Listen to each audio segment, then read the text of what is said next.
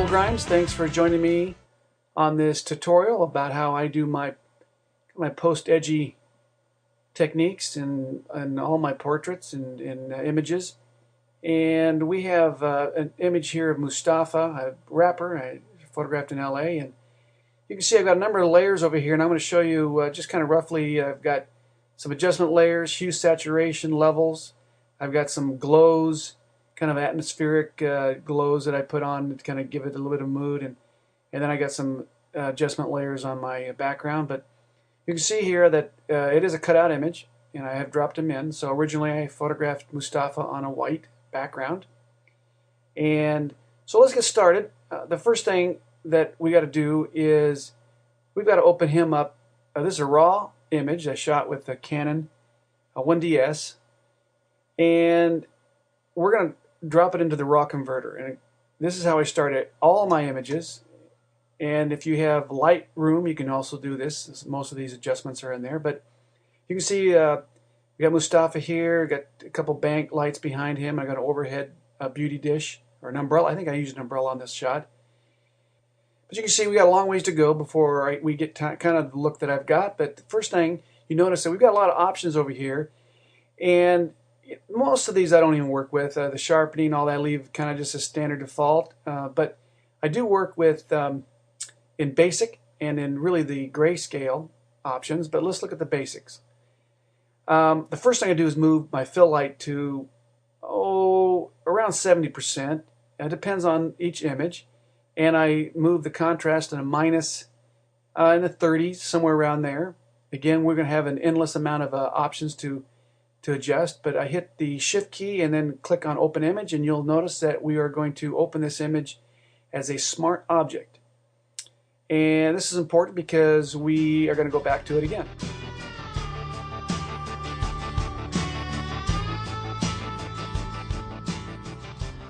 But I want to make a duplicate of this this layer, and I do that by holding down the Control key and clicking on the little blue section of that layer and hit New Smart Object via Copy. That gives me now two exact layers, both of which are smart objects. And I'm going to go to Blending to Overlay.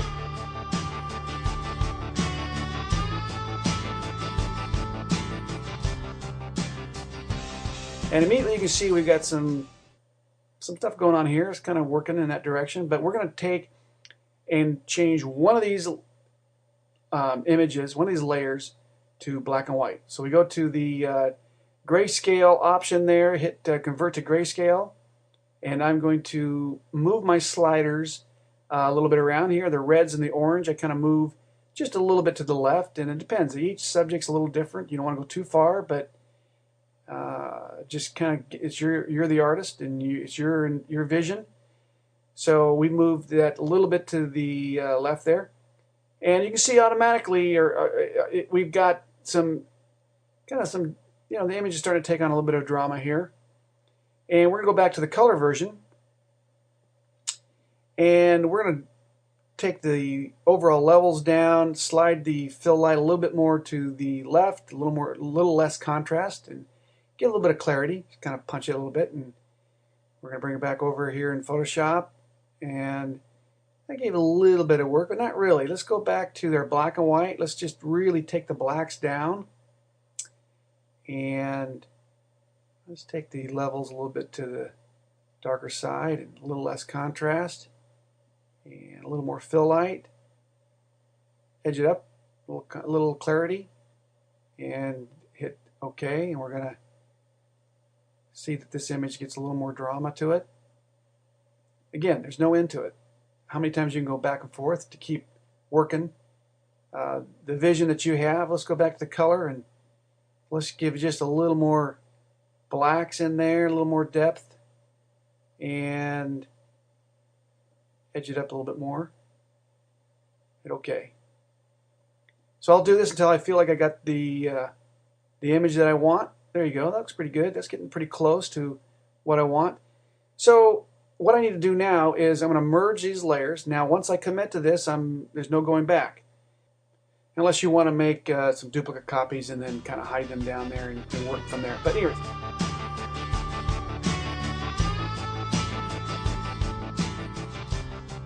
I like to commit, go on, and the first thing I do now is make a duplicate copy by hitting Command J, and we're going to go to Blur, Gaussian, and we're going to add about, on this file size, we're going to go about 10 radius. If the bigger, the more megapixels you have, the more radius you're going to need. So my experience has told me that 10 is about the radius I need. I'm going to hit overlay again on my blending modes, and you can see already that we've brought back some of the color. But I usually go to the 0 and I work my way, the slider, to the opacity to a spot that I feel I'm getting a good feel, and it's usually under 50% and usually at least 25% or more. And once I'm happy with that, I merge those layers together again, make another copy, go up to Other, High Pass, that's a filter, Other, High Pass, and I've defaulted here at a radius of 4, which is kind of where I always start with. The bigger the file, the more radius you're going to need, but 4 is pretty good on this file. But I'm going to show you how you can always down that. You overlay it here and take your opacity. I'm going to zoom in here and kind of look at it close up. What the high pass does is it really gives a sharpening to the highlights. So you don't want to overdo that. So let's go down to 0% and work our way up until, oh, you know, I get around 50% here. Kind of gives me where I think is a good high pass level. Once we like it, we merge those layers together again. Usually at this point, I desaturate the image a little bit, because when we go into the overlay blur, we get some, it kind of punches the color a little too much in the reds and the green, or the reds and the yellows. So first thing I do is take about minus 10 to 15 yellow, 10 to 15 red, and usually about 10 on the master, and that kind of desaturates that. And we're going to work on that later too when we blend it into the background. But we're going to cut the image out now. Go to Quick Selection Tool and take the continuous option there so that we can begin to paint over our subject. And this will take a little bit of time, but I've found that really with CS4 we have some great options, and I'm going to show those to you on how we can refine this mask once we get it ready. It's cut out, and there's some really neat options. So what I do is I just kind of work the overall image, generally making sure I pick up most of what I need, and then I zoom in, make that brush size a little bit smaller, and I'll work the edges here. And you can see that because I shot on a white background, those highlights are really very close to the same similar values that I have on my background. But it's amazing that the quick mask can in fact pick these up. Now if I go too far, I can always back it out by holding down the, I believe is the control minus selection, and I just work the edges until I get a good selection. Again, I'm going to show you how I can refine that, and we'll back this out of here a little bit where I went out too far. But again, I'm not locked into this. I think the thing to really keep in mind is that I believe photography is really a process of it's an illusion. It's not reality. Photography's never been reality. And so my goal here is to create this knockout to fit into a background that is good enough to sell the audience on the fact that this guy, this rapper, could be placed into that tunnel, into that background. And so it's not critical to get every single pixel perfect. The goal is to have the audience fooled, and so you can get a little bit go a little bit overboard in trying to get every little pixel. I know some of my friends say that it takes them a couple hours to knock something out. So I think that's going a little bit too far.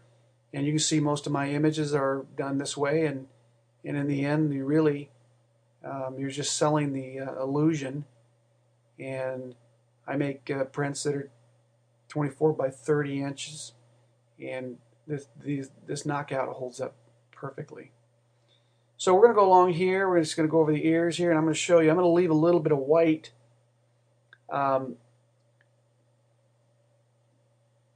so that I can show you how we're going to knock that out. So we're not locked into this selection. Let's go along here, and again, takes a little bit of time, but again, we've probably been doing this about 2 minutes, so it's not a huge time commitment. And once we get this the way we want it close enough, we're going to go to the mask option here and click on the second icon in, and it automatically creates a knockout for you, a black and white knockout mask.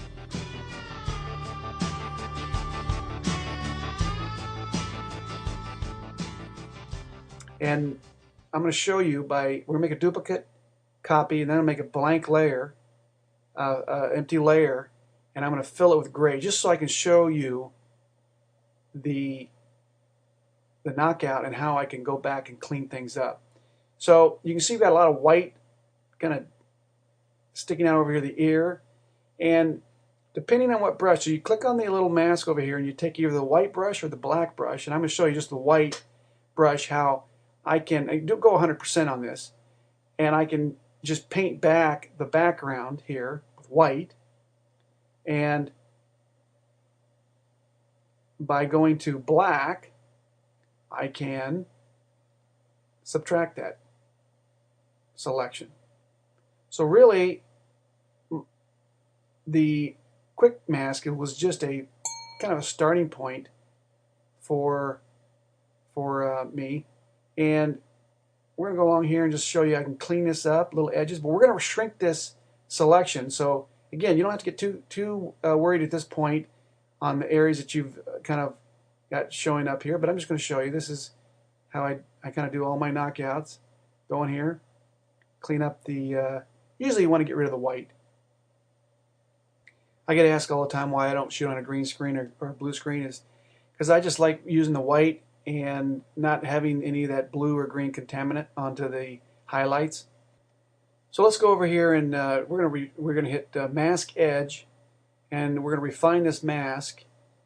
And you get a couple options in here on how you want your image to be viewed on. And we've got gray because that's why I put a gray background to show you. But I usually let it default to black here, and I contract the mask usually between about 10 to 20, minus 10 or 20, and the feather 3, smoothing's about 16, radius.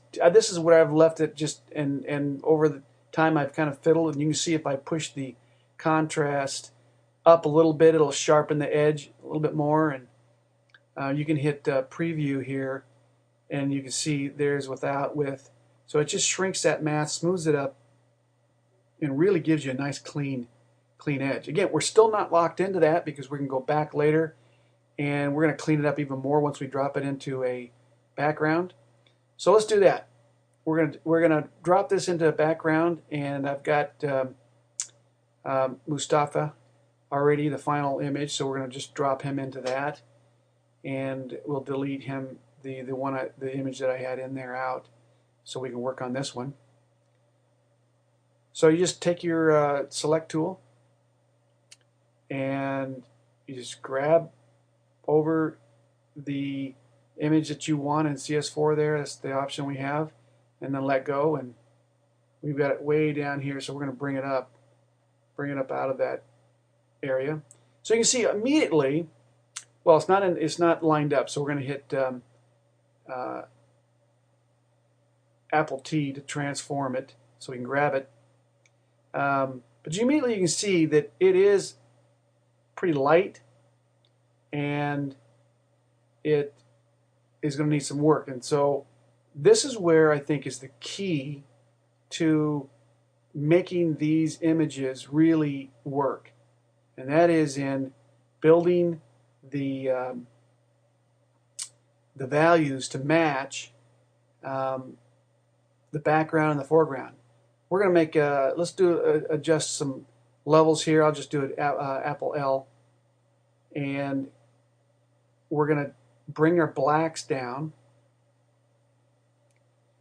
on the black slider there, and then the mid-tone slider, we'll just push it over a little bit, and immediately you see it starts to build a little bit more drama. And the key is to get black. If you have blacks in the background, you want deep blacks on the subject. A lot of people send these images to me, and the foreground subject is kind of a gray mush, and it just doesn't match the background. So we're going to burn some shadows in here. So I go to my brush, put on shadows, get about 10-15%, somewhere on there, and I'm going to work up in areas that I think need some density in the shadow area.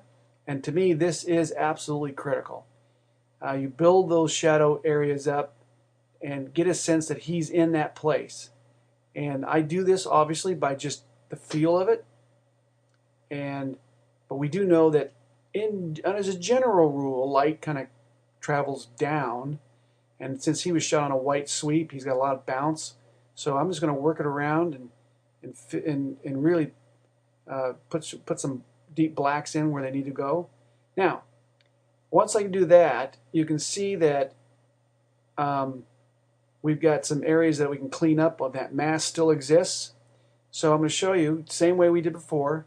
Take the brush, and we take the black, and here's a little, it needs to have a little hole there. That's where the white is showing through there. We're going to add that. And I just go around and I just make sure that there isn't any sections that have got some issues. And by cleaning that up with that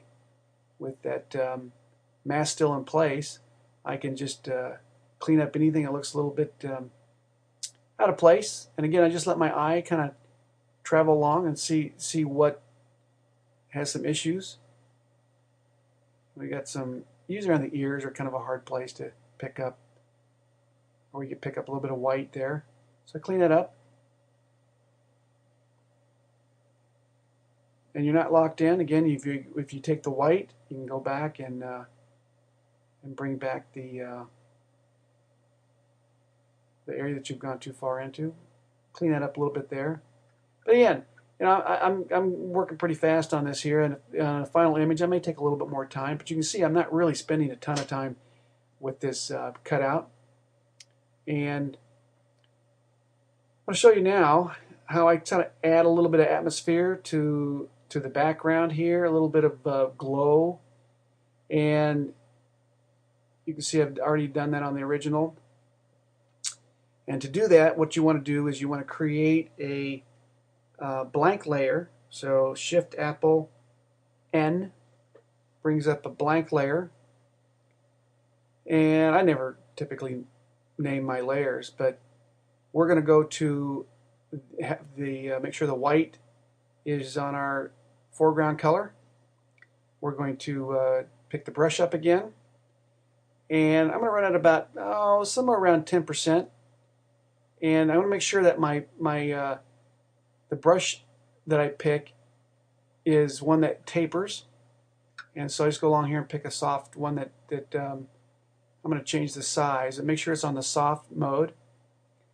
And what I do is I take the Shift key and I click in the center of where I want the light to be traveling from, and I just move it on the outside. Again, this is a little bit.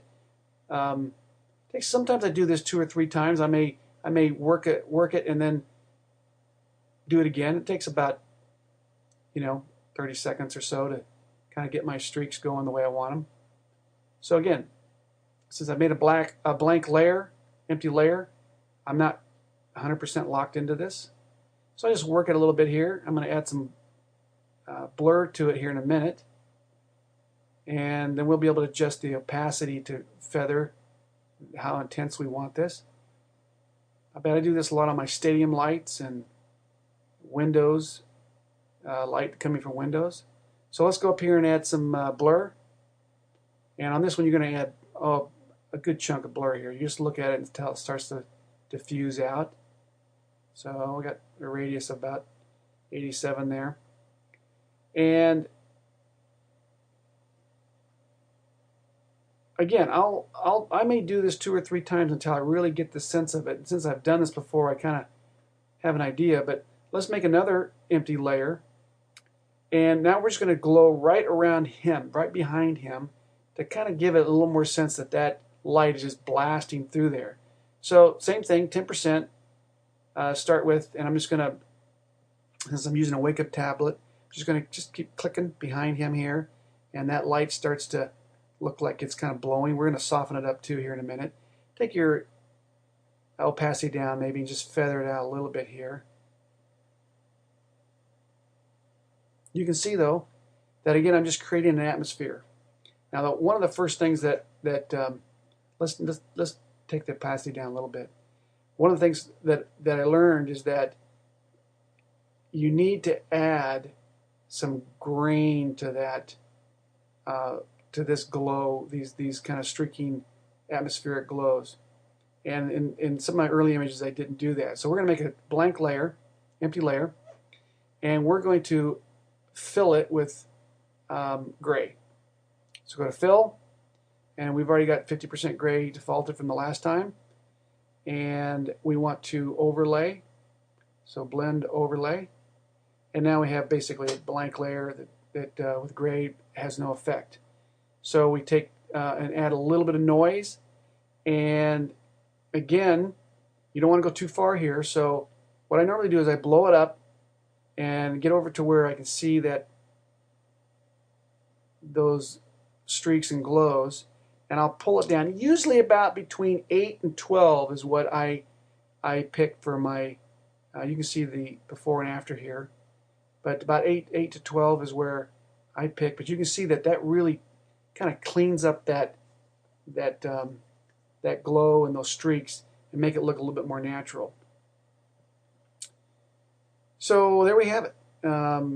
That's pretty much, I've got adjustment layers that I've done to give a little bit of warmth, and a couple little adjustment layers for the overall value. But really, that's the, and we didn't clean up Mustafa here, and I would take a little time on the original, and he got a little bit of a divot there in his forehead, and I just clean up stuff. And everyone needs a little bit of work, even the best of the best models. Whoops, I'm on the wrong layer there. Make sure you're on the layer. I just go through with my cloning stamp and just clean up some things. And I'll do a lot of shading with dodge and burn to take out, you can see he's got some, looks like a couple divots in his head there, that just the shadows. And I'll work around until I get a good cleaned up image there. And I've got some tutorials on skin retouching that I've got posted on my blog.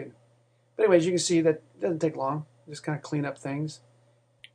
So that's about it. That's my workflow. And again, it's the basic foundation of what I do. And you are an artist, and I am an artist, and we create differently. And there are decisions along the way that have to be made that only you can make. And that's the beauty of this process. And it's now your turn to go out and create images that are unique to you. And I hope this foundation helps in the vision that you have. So thanks for joining me.